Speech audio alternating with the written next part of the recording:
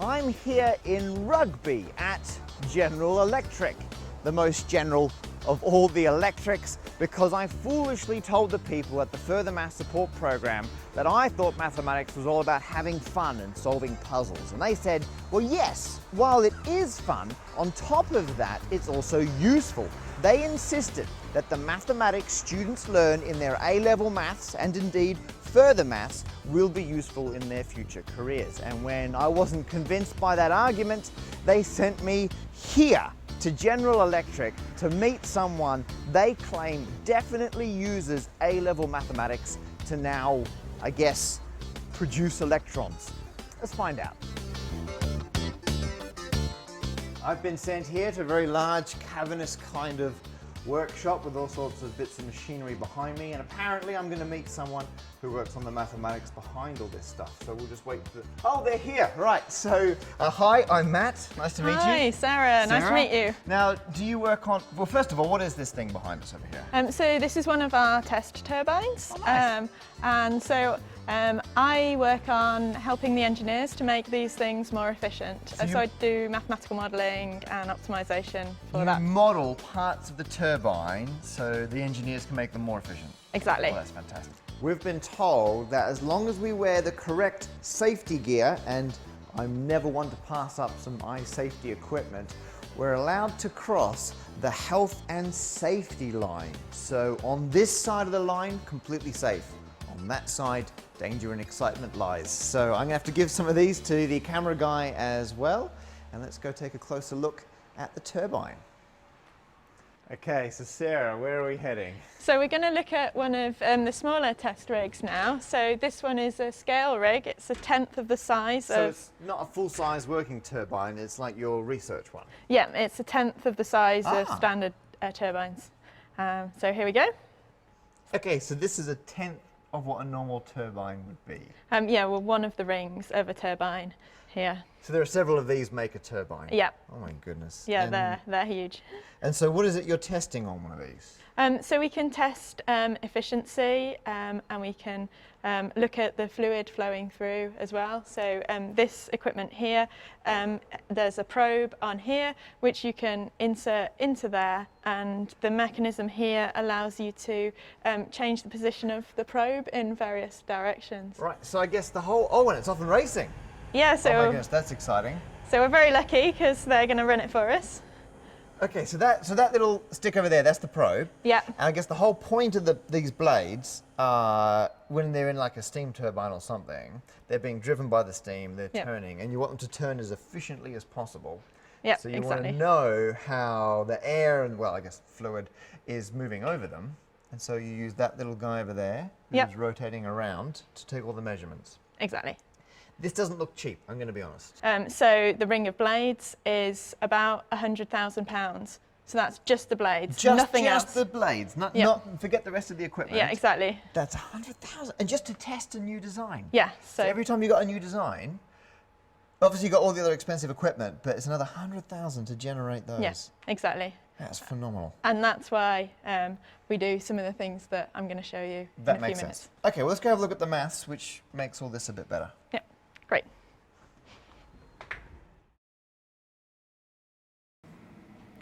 Okay, so you use maths to make those turbines even better, but I guess, first of all, what do you actually use the turbines for? What's the goal?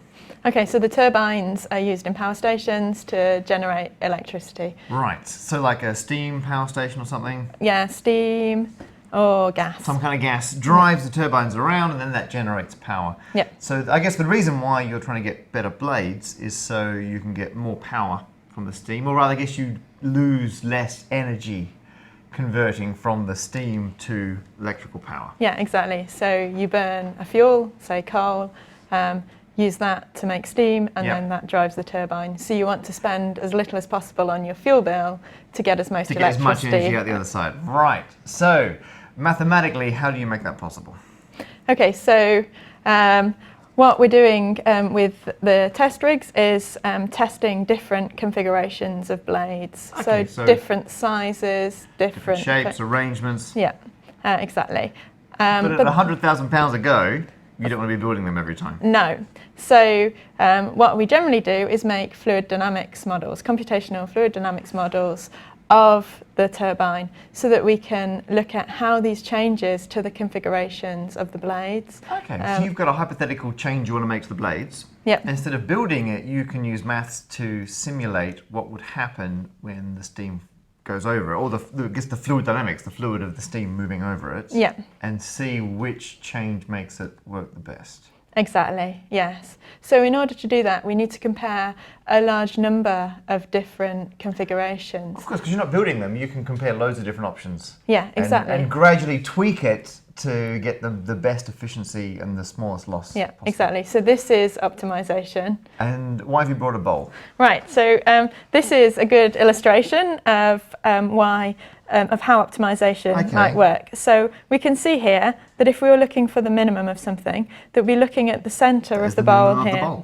And so we're thinking about this in 2 dimensions. You've got 2 parameters here. This is like a 2D plot. Yeah, exactly. Hang on, I've brought a whole bunch of textbooks and I'm going to pull out C1. So this is like entry level. Do you remember doing this at school? Yep. This is... Okay, I can almost guarantee that in here somewhere will be... Here we go. Right, so this is finding turning points on plots. In fact, even here, working out how much the gradient changes once you start moving around your x-coordinate. So you're doing that, but in more dimensions. Yeah, that's one way of optimizing, yeah. Right, and so to find, how do you find the minimum point? So we sample points within the bowl, Yep. and then we look at the gradient at that point, and that tells us which direction Which way to go. And so that should take us down to the bottom of the bowl. That's so cool. And what I love is because this is your surface, each point is like a different type of blade. Yeah, and you go, this type of blade's it's all right, but the gradient for the nearby similar blades indicate we should go this way. And yeah, change them exactly. in a certain direction. If we're thinking about trying to minimise the loss, for example. Okay. You've also brought an egg carton. Yeah, so this is interesting because sometimes we're not in a very simple situation where there's a unique minimum. We have instead several different minima. And so then you have a different problem with your optimization because your gradient is always going to push you into, if you start here, into this one. But if this one is actually lower than that one. So if actually the whole thing was like this, yeah. Right, so you don't want this minimum. It's like if you're stuck over here, okay, put it on that way there. Actually, like this. So if you start here, you'll end up in that minimum. Yep. But actually this one's much lower over there. Yep. And you'd rather be here. So actually it's a bit like, here we go in the textbook, you've got different turning points on this plot and some of the minima are higher than other ones. They're exactly. Not all minima are equal. Yeah. You want the global best one. So you don't want to settle for these blades when you could have these blades down here. That's incredible. So obviously what you're doing is much more complicated than what you do, at the beginning of A level. Yeah. But already the moment you start doing derivatives, you're using exactly the same maths, just in more dimensions. Yeah. That's fantastic. Okay, now, is there anything else you do to make it cheaper to develop better blades? Yeah, so actually the computational fluid dynamics can be pretty expensive to run. So it takes about, in terms of time, it takes about 3 hours to run one of these points. So by a point, you mean? One design configuration of the blades. Oh my goodness, so for every point on your bowl, just to work out where that point is 3 hours of computing time. Yes. And computing time is expensive. Yes, and to do a good global optimization, you'd probably be looking at a couple of thousand points. Oh, goodness. So that's a very long time. Because you can't do all of them, there's just too many. No. So you try and work your way around this surface you've never seen, and every time you take another step, that's 3 hours of expensive computing. So what we do instead is to create a model, a meta model of the fluid dynamics model. A model of the models. Exactly. Oh my goodness.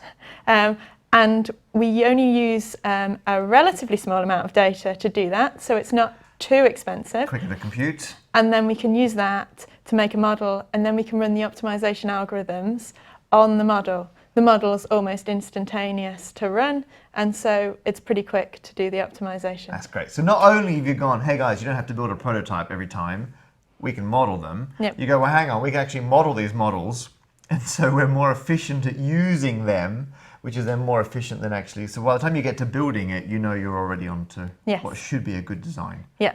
I can't tell you how much the concept of a meta model pleases me. And absolutely finally, I mean, we've got all the derivatives and the calculus that goes into optimizing these models.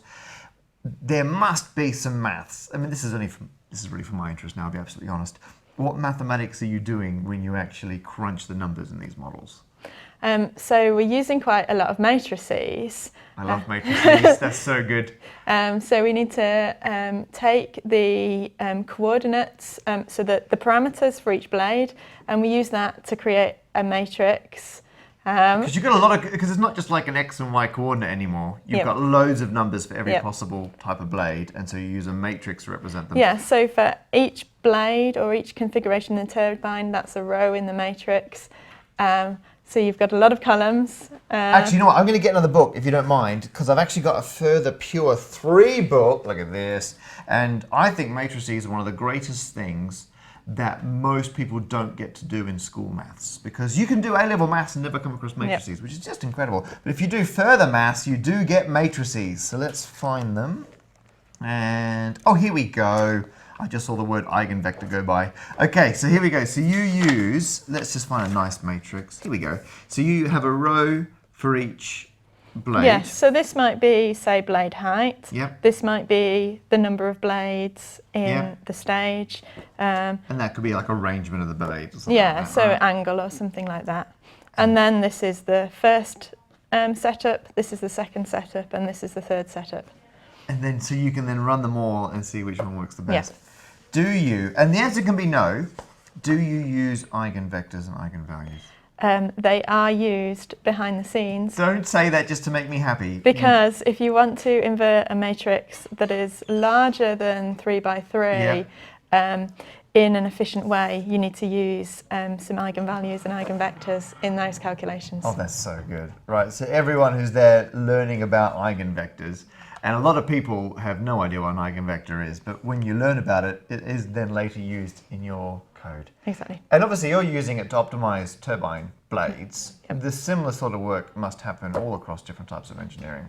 Yes, exactly, yes. That's so good. I can't tell you how much that's pleased me. Well, Sarah, thank you so much for your time. You've made me a very happy mathematician. That's good. So I guess I'm prepared to admit that the Further Maths Support program are correct. A lot of this mathematics does end up being useful, but that doesn't mean you can't still do derivatives and calculus just because they're fun.